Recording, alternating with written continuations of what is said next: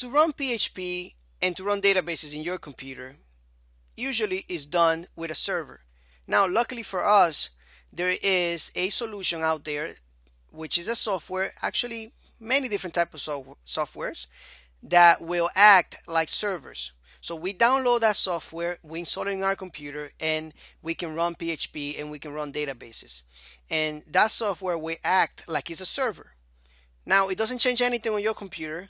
It just helps you run PHP and databases in it. So let me show you what software I'm talking about right now. So first of all, there are many different types of softwares, but we are going to be downloading only one. And this one is called XAMPP. Why we are downloading this? Because XAMPP is actually, well, they are saying they are the most popular PHP development environment. And I have to kind of agree. XAMPP is very popular. Now, when you come to this screen here, you're going to have a button here for Windows, for Linux, and for Mac OS, unless they change it later on in the future. Depending on your operating system, you're going to click on one of these buttons here. If I'm in a Mac right now, so I'm just going to click on the Mac button, and this will download a file for me automatically. So I'm going to wait for it. 1, 2, and 3. There we go. So this is going to start downloading to my favorite directory in my computer, probably downloads, the download folder. And when this finishes downloading, and this goes for Linux and Windows machines too, it will do the same.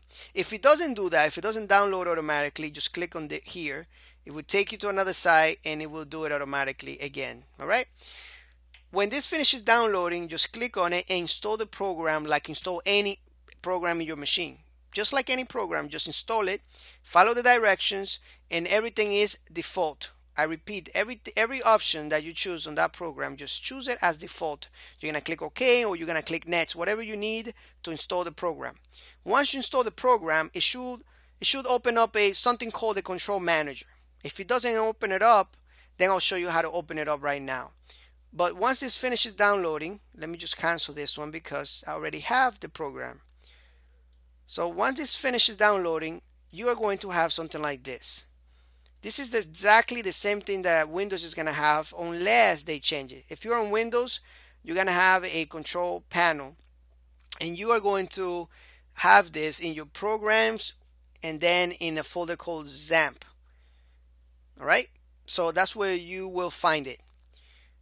Now, if it doesn't open automatically, again, go to that folder XAMPP and then click on that control panel file that you have there and you should open this up. When you open this up, then just click start and start for Apache and MySQL and you're good to go. For Mac users, you're going to have something like this. Let me see if I can get it. I'm going to show all windows and right here. So you are going to have something like this. It's going to welcome you. And we're going to go to manage servers. And then here, the same thing as we did with Windows, you just turn it on. Click on this file on Apache, start, MySQL, start. Of course, mine, the start button here is grayed out, and that's because it's running. So once you start up MySQL database in Apache, let me just click no here and minimize this. You're going to go to your browser, and you're going to type localhost. When you do this and you see this window here, then your installation is good. All right, then you successfully install XAMPP on your system. If it's not, then you uninstall the program again and try installing it again. If you still have a problem, contact me and I will help you out as much as I can. For Mac users, you will find this program, Control Panel, all right, on your Launchpad somewhere. So if you go to your Launchpad right here, you can click on Manager-OSS and it will open up for you. If it doesn't do that, go to Applications right here. My Finder, my Windows there, Applications. Go to your XAMPP folder, go to Manager OS and just click on it. And then it should open it up. All right, it doesn't open up for me because I already have it here.